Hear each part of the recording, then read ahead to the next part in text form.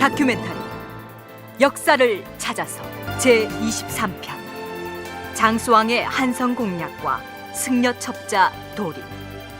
지난 시간에 장수왕 전반기의 고구려 내외 사정을 소개하면서 삼국사기에 실려있는 이런 내용의 기록을 소개한 적이 있습니다. 장수왕 28년 신라인이 고구려의 변방 장수를 습격하여 죽였다. 왕이 노하여 군사를 출동시켜 공격하려 하였으나 신라 왕이 사신을 보내와서 사죄하였으므로 이를 중단하였다. 그런데 그로부터 28년이 지난 장수왕 56년의 기록을 보면 이런 내용이 나옵니다. 장수왕이 말갈의 군사 1만을 거느리고 신라의 실직주 성을 공격하여 빼앗았다.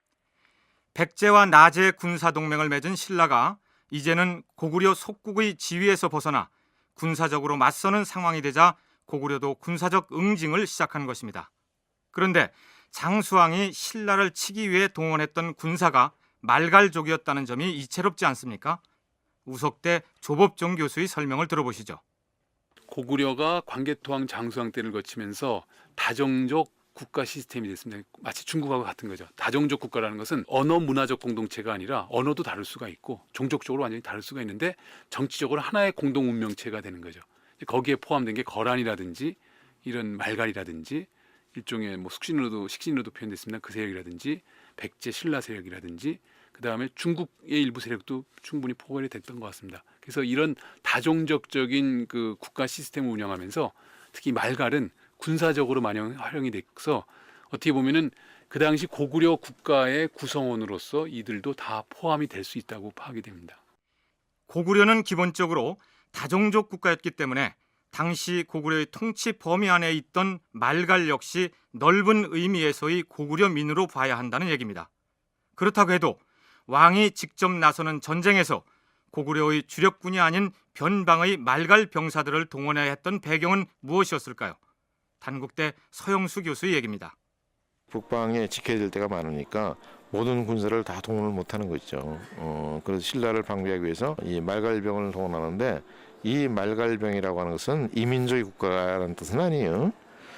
이미 그 말갈은 태조왕대에서부터 3세기 대에 되면 다 고구려 쌍으로 다 편입이 돼요. 다만 이들이 이제 숲속에 사는 그 전사 집단이니까 전투 기술이 능하죠. 사냥꾼들이니까 숲속에 사는 사람들이 이제 말갈인데 그래가지고 이제 그 큰 전투에는 이들을 많이 동원해요. 숲속에 사는 전사 집단이어서 고구려가 전쟁에 나설 때 말갈족이 천병으로 자주 동원됐다고 하는데 이 말갈족은 음루, 숙신, 물길 등으로 불리다가 나중에 말갈이 된 것으로 전해지고 있습니다. 중국 위나라 역사서인 위서열전에 나오는 말갈족의 모습이 어떤지 잠시 살펴보기로 하죠. 물길국은 고구려의 북쪽에 있으며 옛 숙신국의 지역이다. 사람들은 활로 사냥을 잘하니 활의 길이는 석자여 화살 길이는 한자 두 치인데 돌로 화살촉을 만든다. 해마다 7, 8월이면 독약을 제조하여 화살촉에 묻혀두었다가 새나 짐승을 쏘는데 맞기만 하면 바로 죽는다. 독약을 다리는데 그 약기운은 사람도 능히 죽게 한다. 숲속에서 사냥을 생업으로 하는 족속이었으니 고구려가 대외 전장에 나설 때 천병으로 앞세우기에 안성맞춤이었겠죠. 어쨌든 장수왕이 옛 신하국이었던 신라의 변경을 공격함으로써 이제 두 나라는 적대적인 관계로 들어서게 된 것입니다. 그러나 장수왕의 남진 정책을 가로막는 가장 강력한 세력은 역시 백제였습니다. 당시의 상황을 백제 입장에서 본다면 이렇습니다. 고구려연구재단 이성재 연구위원의 설명입니다. 북유하고 관계가 백제 쪽에서 보면 이제 갈등 관계가 돼서 고구려의 신경이 그쪽으로 가면 정말 더할 나위 없이 좋을 텐데 그러지가 못한단 말이죠. 그 당시 상황을 대강 비춰보면 고구려하고 북의 관계가 좀 문제가 심각해서 예전 이제 북연 문제 때문에 이렇게 충돌 직전까지 가거나 아니면 풍ong 때문에 송나라군과도 격돌을 하고 그런 상황이 되면 이제 고구려가 남쪽에 신경을 쓸 수가 없지 않습니까? 근데 이제 그런 상황들이 다 일단락이 되고 또 한참 또 신경을 동방 쪽 그러니까 이 요동 쪽으로 신경을 썼던 북위가 신경을 이제 별로 안 쓴단 말이에요. 이제 그런 상황이 되니까 백제로서는 그 신경이 그러면 이제 고구려의 그 주력이 이제 어디로 내려올 것인가를 아무래도 그게 제일 시급한 문제였으니까. 지금 북방 정세가 어떻게 돌아가고 있느냐? 고구려가 위나라나 송나라하고 별 문제 없이 지내고 있는 것으로 보입니다. 대왕마마.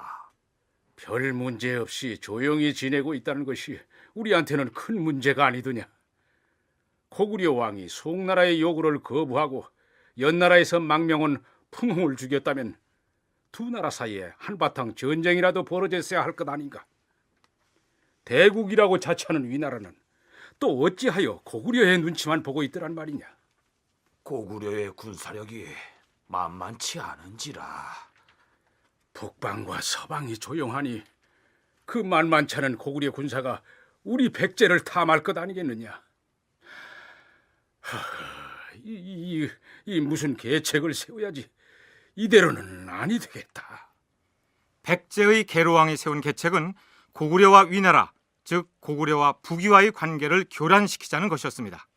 삼국사기 백제본기 계로왕편을 보면 계로왕이 북위의 황제에게 보낸 장문의 국서가 실려 있습니다. 신은 동쪽 끝에 나라를 세웠는데 승냥이가 길을 막고 있으니 비록 황제로부터 좋은 교화를 받아 싸우나 대궐을 멀리서 바라만 보며 그곳으로 쏠리는 심정이 한이 없사옵니다. 삼가 생각하옵건대 황제 폐하께서는 하늘의 착한 명령에 협파하시오니 우러러보는 심정 견딜 수가 없어. 지금 우리의 시각으로 보자면 계로왕이 위나라 황제에게 보낸 국서는 그 표현부터가 비굴하다 할 만큼 저자세로 일관하고 있습니다.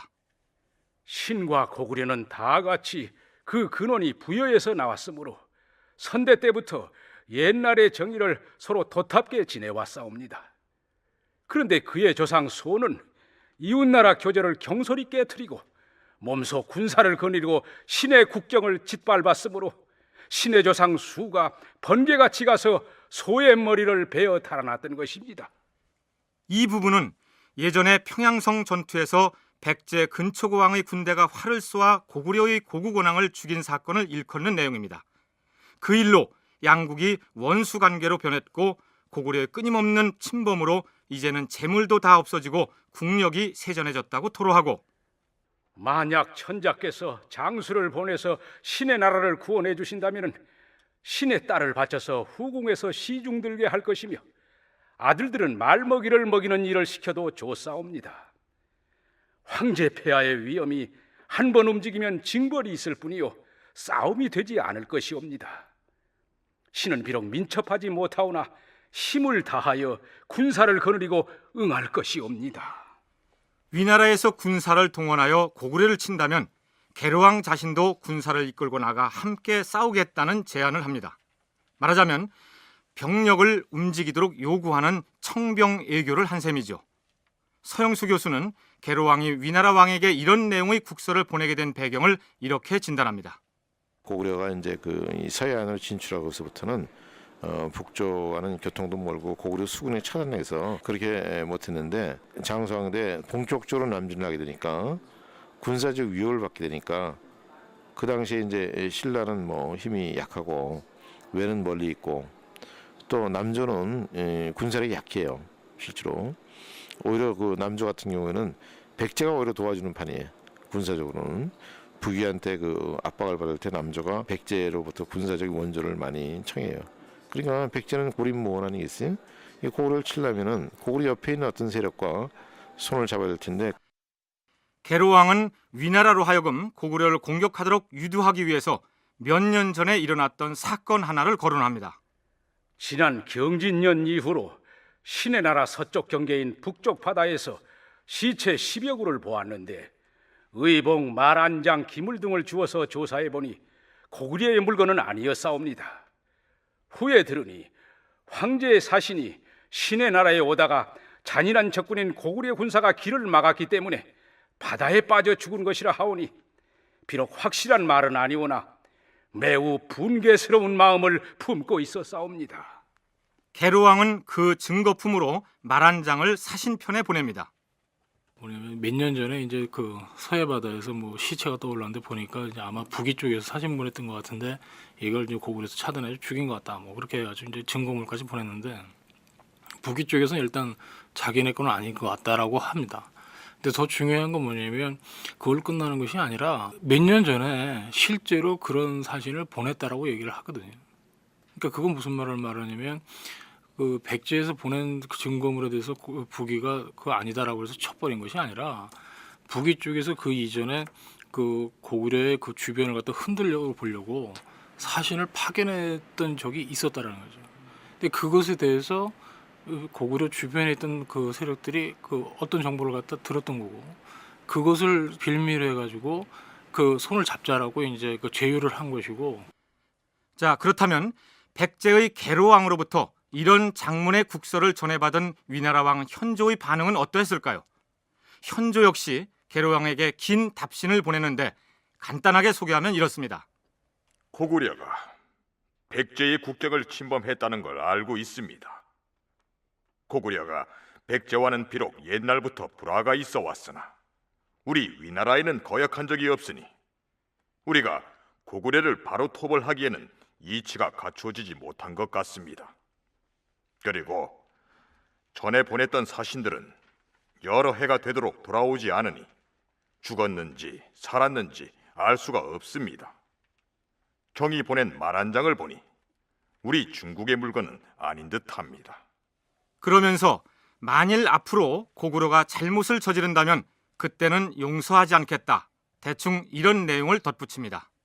계로왕이 위나라에 국서를 보내가지고 고구려를 좀 협공을 해서 특히 이제 위나라가 중심이 돼서 좀 물리쳐달라는 그런 청원에 대해서 위나라에서 답신을 보내는 걸 보면은 그 적극적으로 동조하지도 않고 어떻게 보면은 그 고구려를 잘못 건드렸다가는 큰날 것 같은 그런 어떤 내용들을 깔고서 답을 보내줍니다. 그걸 봐서는 위나라가 결코 고구려를 쉽게 상대할 수 없다라는 것을 그 반출할 수 있는 내용이 아닌가 그렇게 보입니다. 위나라의 현조는 계로왕의 국서를 지참하고 왔던 백제의 사신을 바다를 통해 뱃길로 보내지 않고 고구려 땅을 거쳐서 갈 수 있게 하라고 장수왕에게 요청합니다. 중국 사서에는 요청했다고 하지 않고 명령했다고 되어 있습니다. 장수왕의 반응은 어떠했을까요? 비록 위나라 황제의 청이 있었다 하나 백제의 계로왕은 옛날부터 나와 원한이 있는 자가 아니던가. 동쪽으로 통과할 수 없으니 위나라로 되돌아가라고 하라. 장수왕 63년 드디어 고구려군은 백제의 수도인 한성을 공격합니다. 이 전쟁이 바로 백제로 하여금 수도를 웅진으로 천도하게 만든 치열한 싸움이었는데 다른 전투와는 달리 이때의 한성 공격을 위한 고구려군의 전쟁 준비는 대단히 치밀한 것이었습니다. 대신들을 들어라. 내 이번에는 백제의 도읍을 쳐서 기필코 평양성에서 돌아가신 고국원왕의 원수를 갚고야 말 것이니라. 명령만 내리시옵소서. 대왕마마, 소장이 선봉에 서서 진격하겠나이다. 소장도 백제 정벌에 앞장서겠나이다. 이 두 사람의 이름은 재증걸로와 고이만년인데 본래 백제 사람이었다가 백제에서 죄를 짓고 고구려로 도망해서 장수왕의 부하가 된 인물들입니다. 아니다. 지금 내가 찾고 있는 사람은 창칼을 든 장수가 아니라 명석한 두뇌와 온화한 말솜씨를 가진 사람이니라. 백제 왕실에 잠입해서 첩자 노릇을 할 사람이 있으면 천거를 하도록 해라. 그러니까 백제 왕실에 몰래 들어가서 정치를 교란시킬 스파이를 구한다는 얘기였습니다. 그런데 놀랍게도 첩자 노릇을 자처하고 나선 인물은 도림이라는 승려였습니다.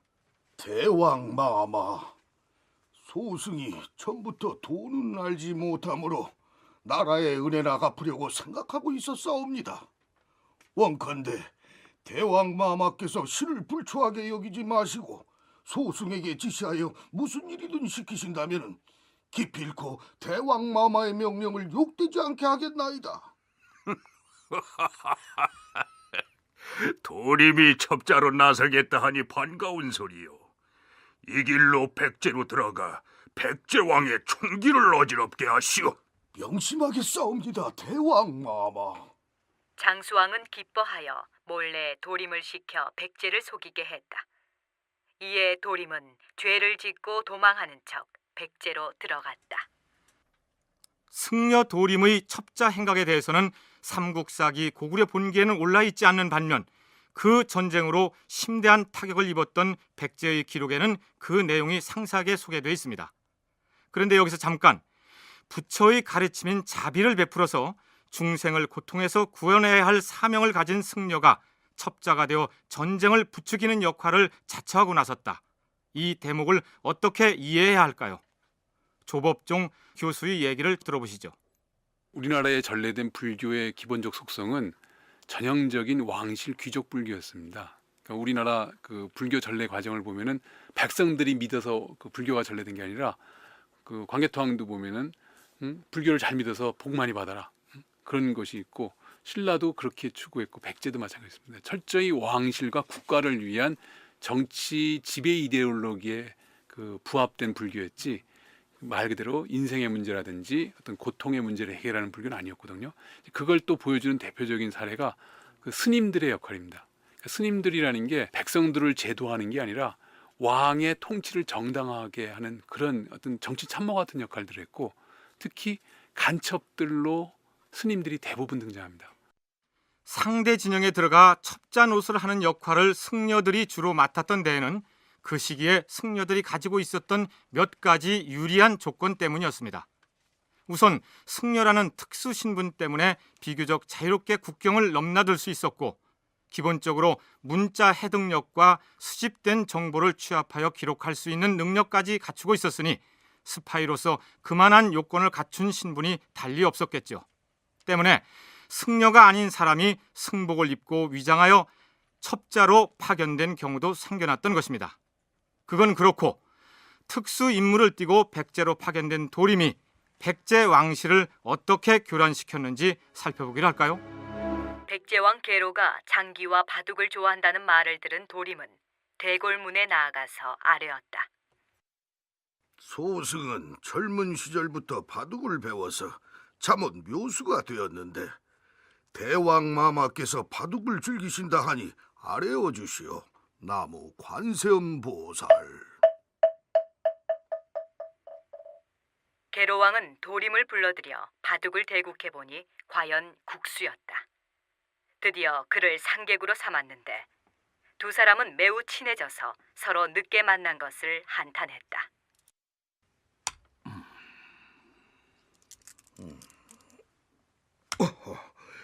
이번에도 소승이 이겼사옵니다. 황송하옵니다.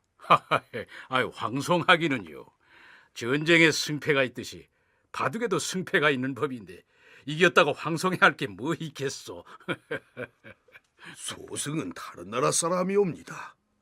그런데도 대왕마마께서 저를 소외하지 않으시고 후한 은혜 베풀어 주시니 몸둘 바를 모르겠사옵니다.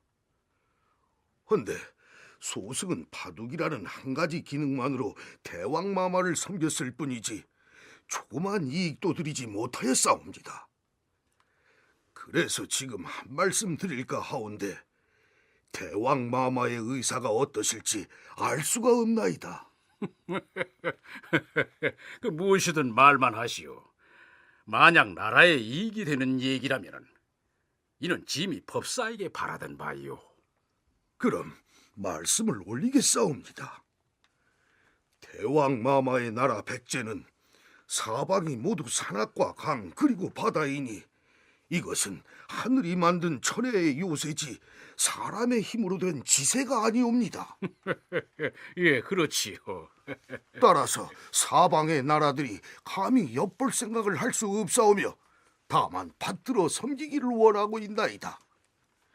대왕마마께서는 마땅히 숭고한 형세와 부유한 실적으로서 다른 사람의 눈과 귀를 움직이게 할 것인데도 성곽을 수선하지도 않고 궁시를 수리하지도 않고 뿐만 아니라 선왕의 해골은 임시로 땅 위에 모셔놓았으며 백성들의 가옥은 홍수로 무너져 내렸으니 소승은 감히 대왕마마를 위하여 찬성할 수가 없사옵니다. 이 법사의 말이 천만 번 옳소이다. 내가 장차 이 일을 할 것이오. 이에 나라 사람들을 모두 징발하여 흙을 쪄서 성을 쌓고 그 안에 궁실과 누각을 지었는데 웅장하고 화려하지 않은 것이 없었다. 또 큰 돌을 웅리하에서 가져다가 곽을 만들어 아버지의 해골을 장사 지냈다. 하천을 따라 제방을 세워 사성 동쪽에서부터 숭산 북쪽에까지 이르게 하니 이로써 창고가 텅 비고 백성은 공궁해져서 나라의 위태함이 쌓아올린 계란보다도 심하게 되었다. 중국도 그렇고 우리나라도 그렇고 토목공사하다가 망한 나라가 많아요. 진시황이도 아방궁을 짓고 다 그렇게 되는데 우리 경우도 뭐 대웅군 때 경복궁을 중건하고 그러잖아요. 오늘날은 이제 그 토목공사가 일종의 유리 정책이 있지만 이제 과거에와 공업시설 특징이기 때문에 가능한데 이제 과거의 경우는 그만한 반대급부가 없으니까. 근데 우리가 이제 백제의 경우는 현재 이 개로왕 때 대규모로 축성하는 한성을 아직 못 찾고 있어요. 보통 이제 그 몽천토승이나 풍납토승을 거의 비정한 사람이 있지만은 그 광개토왕 비해 보면은 그 한강선에 있는 거는 한성이 아니에요. 그보다는 좀 더 내지에 들어가 있어요. 그 당시에 승려 도림의 부추김을 받아 계로왕이 쌓았던 백제의 한성이 어디인지를 입증할 만한 사료가 발견되지 않고 있다는 얘기입니다. 한편 계로왕을 충동질해서 대대적인 토목공사를 벌이게 만든 도림은 백제를 몰래 빠져나와 고구려로 도망쳐 옵니다. 대왕마마, 지금 백제의 백성들은 연일 계속되는 부역에 징발되어 원성이 하늘을 찌를 듯하고 나라 창고는 비어서 곡식이 동났으며 군사들 또한 굶주려서 오합지졸이 되어 싸웁니다. 이 기회를 타서 백제를 치시면은 백전백승할 것이옵니다. 수고했소. 자, 지금부터 백제의 한성을 공격할 것이다. 장졸들은 나를 따라!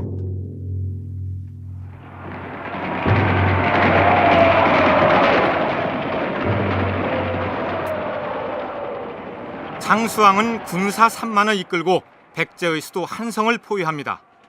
백제의 계로왕은 성문을 닫아 건 채로 나가 싸울 엄두를 내지 못합니다. 내가 어리석어 간사한 그자의 말을 듣고 이 지경을 자초했구나. 백성들은 쇠잔하고 군사는 약하니 비록 위태한 일이 생긴다 해도 누가 즐거이 날 위하여 힘을 다해 싸워주겠는고. 태자 문주는 듣거라. 예, 아밤마마. 나는 마땅히 나라를 위해서 죽겠지만 너는 이곳에 있다 함께 죽으면 어찌 나라의 계통을 계승하겠느냐. 이 길을 어서 남쪽으로 피하거라. 이에 태자 문주는 목현 만치, 조미 걸치 등과 함께 남쪽으로 갔다.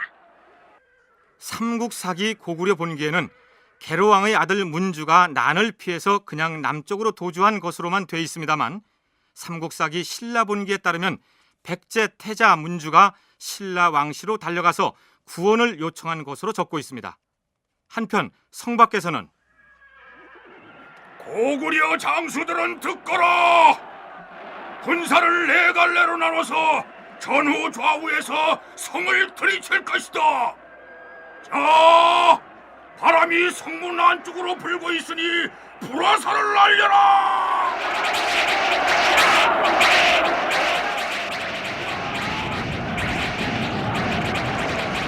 대왕마마, 소장은 북쪽 성문을 지켰사옵니다. 그리하라. 걸루와 만년은 군사를 이끌고 북문 쪽으로 진격하라. 자, 하자.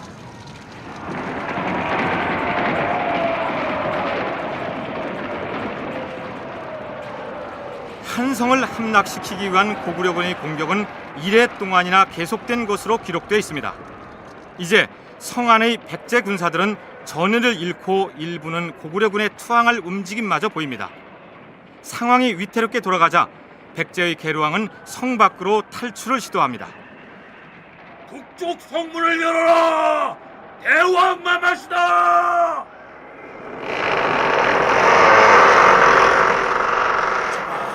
빨리 어간을 물어라.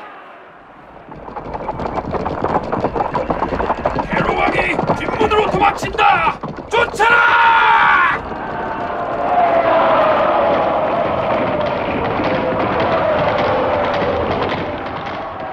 성 밖으로 도주하던 계로왕은 추격해온 고구려 군사들에게 붙잡히고 맙니다. 그런데 공교롭게도 계로왕을 붙잡은 군 사람들은 백제의 신하였다가 죄를 짓고 고구려를 도망갔던 걸루와 만년이라는 두 장수였습니다.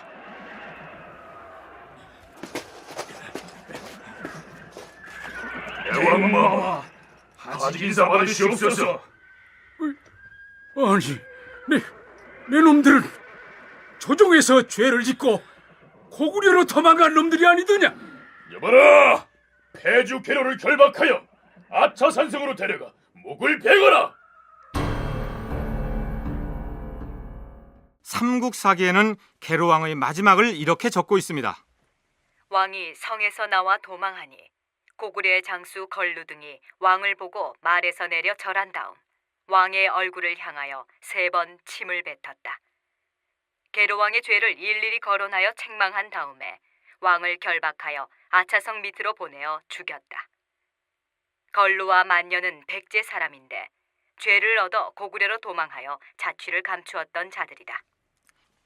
김부식 등의 삼국사기 편찬자들은 이 대목에 대한 논평을 덧붙여서 걸루 등은 스스로 죄를 지어 나라에 용납될 수 없는 자들로서 적병을 인도하여 예전의 임금을 결박하여 죽였으니 그들의 불의의 짓은 심한 편이다라고 적고 있습니다.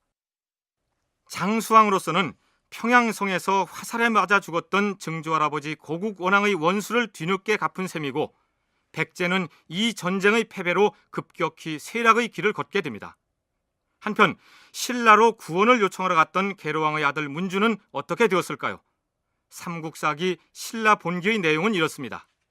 백제왕 계로가 아들 문주를 보내 구원을 요청하니 왕이 군사 1만을 내어서 백제를 구하게 하였으나 우리가 도착하기 전에 백제는 이미 함락되었고 계로왕 역시 살해되었다. 이후의 백제 상황을 좀 더 살펴볼까요? 신라의 구원병을 요청하러 갔던 계로왕의 아들 문주가 왕위에 올라 문주왕이 됩니다. 문주왕은 도읍을 웅진, 즉 지금의 공주로 옮기고 한성 북쪽의 백성들을 그곳으로 데리고 갑니다. 그렇다면 고구려군이 한성에서 물러났는데도 불구하고 왜 웅진으로 천도를 해야만 했을까요? 고구려연구재단 이성재 연구위원의 얘기입니다. 그 당시 이제 신라의 구원병이 도착을 합니다. 근데 고구려군하고 이제 접전을 하진 않지만 그 신라군이 이제 막 와서 문주가 이제 데리고 들어왔는데 그 군대를 데리고 들어왔음에도 불구하고 이 한성을 다시 복구하려고 그러진 않아요. 대신 이제 아시다시피 이제 그 공주로 내려간단 말이죠. 그건 여기에서 그 수습할 수 있는 상황이 아니라는 거죠.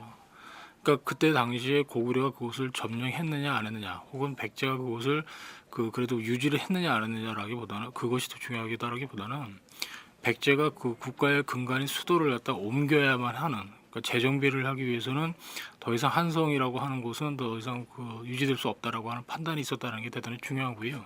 서영수 단국대 교수는 이 전쟁의 결과로 이미 백제는 쇠망의 길로 접어들었다고 얘기합니다. 그 틈을 타서 이제 이 장수왕대 본격적으로 이제 한성을 점령하고 바로 그 아차산성 밑에서 이 계로왕을 잡아서 참수를 시켰어요. 그러면서 이제 백제는 멸망했다고 볼 수 있어요. 웅진으로 천도해서 명맥을 유지했지만은 한강 유역에 그 찬란했던 백제 문화를 일단 정원을 구하고 현재 그 웅진에 가보면 알 수 있지만은 공주의 그 좁은 그 상에 몇 명이나 살겠어요. 이때 한강 위에 많은 주민들이 일본 열도로 건너왔어요. 그래서 실제로 백제 전기사는 막을 내린다 이렇게 볼 수 있었죠. 문주왕 2년 기록을 보면 사신을 보내서 송나라에 조공하려 하였으나 고구려가 길을 막아 이르지 못하고 돌아왔다고 되어 있습니다. 고구려에 뒤지지 않을 정도로 강성한 국력을 자랑했던 백제가 이렇듯 초라한 모습으로 전략해보는 것이죠. 그렇다면 백제의 한성을 쳐서 함락시켰던 고구려는 그 한성을 발판으로 해서 남진을 계속할 수도 있었을 텐데 성을 무너뜨린 다음에 무엇 때문에 황급히 군사를 철수해버렸을까요? 치고 더 내려갈 수도 있거나 아니면 전쟁을 더 그 효과를 할까요? 아니면 성과를 더 이뤄낼 수 있는 작업들을 계속 수행해 나가지는 않는단 말이죠. 그러니까 요즘으로 따지면 이제 한 번 단기간으로 한번 쳐가지고 일정 목표를 획득한 다음에 돌아오는 그런 모습을 보인단 말이죠. 다 돌아간 건 아닙니다만 그것은 당시에 이제 그 고구려하고 백제뿐만이 아니라 고구려와 백제의 관계를 둘러싸고 있는 그 주변의 그 국제 정세가 고구려로 하여금 백제를 그 당시에 치도록 만들었던 것이고, 또 백제는 그러한 그 고구려의 그 남침이랄까 아니면 그 공격을 예상하고 있는 상황에서 그것을 피하고 그 고구려를 막기 위해서 또 그 국제 정세를 이용하고 있는 그런 그 역학 관계들이 서로 얽혀 있었습니다. 고구려를 둘러싼 국제 정세 때문에 군사를 움직여서 한강 이남으로 내려가는 것은 무리였을 것이라는 게 이성재 연구위원의 분석입니다. 다시 말하면 북쪽으로는 고구려와 팽팽한 긴장 관계를 보이고 있던 북위가 버티고 있고, 북위의 위쪽에는 북방 육목민족이었던 유연이 도사리고 있었으며, 남쪽으로는 송나라가 세력권의 한 축을 이루고 있었을 뿐 아니라 이 무렵에는 물길까지도 고구려를 적대하는 성향을 보이고 있어서 군사를 남쪽으로 더 깊숙이 움직일 수 있는 상황이 아니었다는 얘기입니다. 장수왕 67년, 서기로는 기원 후 479년에 남조의 송나라가 망하고 제나라, 즉 남제가 들어섭니다. 흥미로운 것은 소도성이라는 남제의 태조가 나라를 개국하면서 고구려 장수왕에게 책봉을 내리는 대목입니다. 장수왕 68년 여름 4월, 남제 태조 소도성이 장수왕을 표기대장군으로 책봉하였다. 삼국사기의 내용이 이렇고, 고구려국은 서쪽으로 위나라 오랑캐와 국경을 접하고 있다. 송나라 말에 장수왕을 거기대장군 계부 의동 3사로 삼았었는데 남제의 태조가 그를 표기대장군으로 올려 책봉하였다. 이것은 남제의 역사서인 남제서에 기록된 내용입니다. 조공과 더불어서 책봉 역시 중국 측이 고구려가 중국의 중원정부에 예속된 지방 정권이었다는 주장을 할 때 빠짐없이 근거로 들이대는 부분인데, 정말로 고구려가 제나라의 속국에서 책봉을 받는다면 이 기록은 우스꽝스러운 내용이죠. 이성재 연구위원의 얘기입니다. 실제로 고구려에서 조공하지도 않았는데 국가를 막 건국하고서 우리 요즘으로 따지면 이제 그 테이핑하는 날이죠. 이제 그 국가를 개국하는 그 축하연을 하는 그런 와중에서 그 고구려, 백제 이런 국왕들에게 책봉을 막 해줘요. 원래는 그렇게 하는 것들이 아닌데 그 책봉을 해주면서 그 이전에 그 책봉보다 더 승급을 시켜서 막 해줍니다. 그건 다름이 아니라 그런 관계들을 고구려 쪽에서도 필요하지만 그 이쪽 남제 쪽에서도 그런 것이 대단히 중요하단 말이에요. 그러니까 저쪽에서 사자가 와서 그 조공을 바쳐야지만 책봉을 해주는 게 기본적인 시스템인데 그러지 않은 상황에서 하고, 그리고 뒤늦게 이제 고구려나 백제나 그쪽에서 알아서 그 조공을 해서 이제 관계가 이제 성립이 되고 그런 모습이 나타나는. 비록 남제가 송나라가 망하고 그 터전에 들어선 왕조라 해도 이제 막 문을 열었으니 신생국이나 마찬가지인데 일방적으로 고구려 왕에게 무슨 장군 운운하는 작호를 내려서 책봉을 해버렸다는 얘기입니다. 그것도 인심 쓰듯이 등급을 하나 올려서 말입니다. 따라서 기록에 등장하는 책봉이라는 것이 종주국과 신하국 관계에서 행해지는 게 아니라 통상적인 애교 의례에 지나지 않는 것이죠. 어쨌든 장수왕은 연호라는 신하를 남제의 태조에게 축하사절로 보내는데, 연호는 남제로 가는 도중에 위나라 사람에게 붙잡혀서 위나라 임금 앞으로 끌려갑니다. 고구려 서신이라 했는데 어디 가던 길이었느냐? 고구려 장수왕의 명을 받고 제나라 태조를 예방하러 가던 길이었소이다. 어허, 그 무슨 소린고? 남제의 태조 소도성이라는 자는 반란을 일으켜 송나라의 유씨 왕조를 폐하고 스스로 임금 자리에 오른 자가 아니더냐? 나는 멸망한 송나라를 다시 일으켜서 유씨에게 왕통을 이어주려 하고 있는데 고구려 왕은 어찌하여 국경을 넘어 외부와 접촉하며 자기 임금을 죽인 역적과 내통한단 말인고? 이것이 어찌 절개를 지키는 도리라 할 수 있겠는가?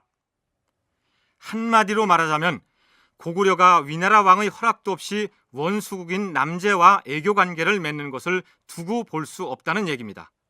그렇다면 위나라 왕은 붙잡은 고구려 사신을 어떻게 했을까요? 고구려 왕에게 가서 이렇게 전하라. 한 가지 과오 때문에 옛 정성을 무시할 수 없어 사신을 돌려보내니 고구려 왕은 나의 관대한 조치에 감동하여 자신의 과오를 반성하고 법도를 지키라고 일러라. 어떻게 뭐 제재 조치를 취한다든가, 뭐 흔히 말하는 대로 뭐 구금을 한다든가, 아니면 억류를 해서 뭐 한다든가, 아니면 뭐 극단적으로 얘기하면 뭐 처형을 한다든가 이러지는 못하고 방한을 한단 말이죠. 돌아가라고. 그러니까 그 의미는 뭐냐면 북위 쪽에서도 남제와 고구려가 이렇게 하는 것에 대해서 충분히 알고 있단 말이죠. 근데 그것에 대해서 그 견제할 수 있거나 제어할 수 있는 그 실제적인 수단이 아무것도 없단 말이에요. 그러니까 고구려 쪽에서 그것을 실제적으로 군사적인 협력이나 아니면 동맹 관계로 나가지 않는 이상 실제로 고구려는 나가질 않습니다. 그러니까 그렇게 나갈 것처럼 그 전 단계까지만 가 있는 거죠. 고구려가 남제와 군사동맹을 맺는 등의 위협적인 행동을 하지 않는 이상 위나라는 고구려를 어떻게 해볼 수가 없었다. 이성재 연구위원의 분석입니다. 그렇다면 고구려의 장수왕은 위나라 왕의 엄포가 두려워서 남제와의 애교 관계를 중단했을까요? 그렇지는 않았습니다. 장수왕은 바로 다음 해에 남제에 다시 사신을 보냅니다. 조법종 교수는 이 사례가 바로 장수왕의 등거리 다변 외교의 전형적인 사례라고 얘기합니다. 고구려의 어떤 다변 외교의 한 모습이죠. 그리고 이제 어떤 측면에서 보면은 남제에서도 고구려라는 막강한 세력의 후원을 필요로 해서 먼저 사신을 보내가지고 그 고구려에게 화친을 요청하면서 그 최고의 장군인 표기대 장군으로 고구려 그 장수왕을 봉하죠.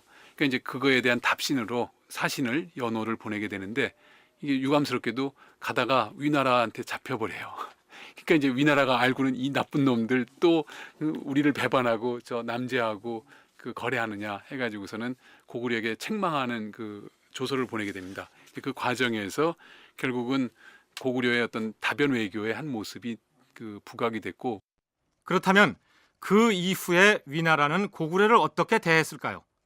장수왕 72년의 기록을 보면 흥미로운 내용이 소개됩니다. 장수왕이 위나라에 사신을 보내 조공하였다. 위나라 사람들은 고구려가 강성하다고 보고 여러 나라 사신들의 사관을 둠에 있어 제 나라의 사신을 첫 번째, 그리고 고구려의 사신을 두 번째에 두었다. 이건 무슨 얘기일까요? 중국 사서인 남제서 동남이열전 고구려편의 기록을 보면 이렇습니다. 고구려는 위나라 오랑캐에도 사신을 보냈지만 세력이 강성해서 우리 남제의 제어를 받지 아니하였다. 위나라 오랑캐는 여러 나라의 사신 관저를 두었는데 고구려 사신의 관저를 우리 제나라 관저 다음으로 큰 규모로 하였다.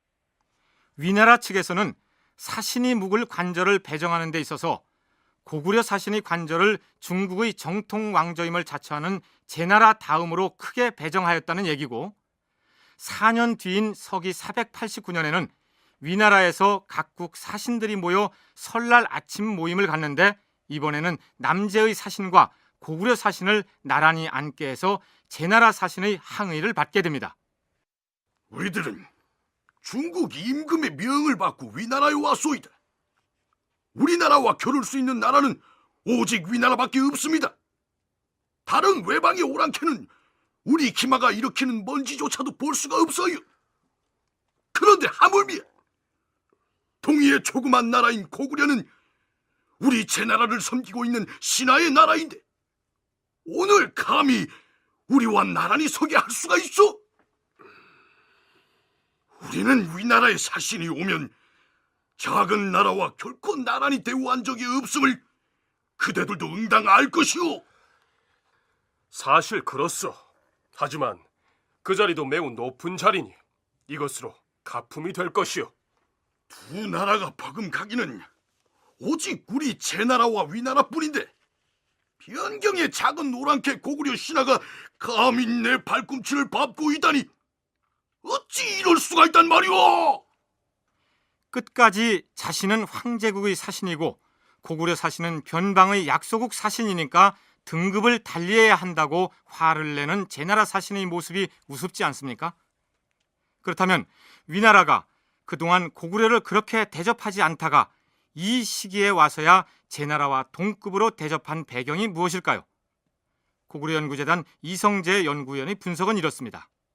고구려를 어떻게 도모해 볼 수 있다라고 하는, 도모하겠다라고 하는 그런 그 생각 아니면 그런 의지들을 이제 포기하게 되는 거죠. 그 지금 요 기사 남제 사신을 일로하고 그 다음으로 이제 고구려 사신을 했다라고 하는 것은 그 고구려 북의 관계가 정상적이었다면 아주 이제 우호적이고 뭐 흔히 말하는 대로 고구려의 강성함을 이제 고구려 저 북에서도 원래부터 알았었다라고 한다면 이 기사는 원래로 따지면 이제 장수왕 그 전반기쯤에 들어가야지 원래 맞습니다. 근데 그렇지 않고 후반기로 들어간단 말이죠. 왜냐하면 그것은 이때까지는 북에는 그 백제를 뭐 어떻게 해보려고 했던 것처럼 북에는 고구려를 어떻게든 한번 제압을 해보겠다라고 하는 생각을 버리지 않고 있었던 거죠. 그동안 위나라는 북중국의 강국으로서 고구려를 군사적으로 제압해 보려고 별러왔었는데 이 무렵에 와서는 그런 야욕을 포기했기 때문이라는 설명입니다. 장수왕의 등거리 자주외교의 성과가 두드러진 대목이라고 할 수 있겠죠.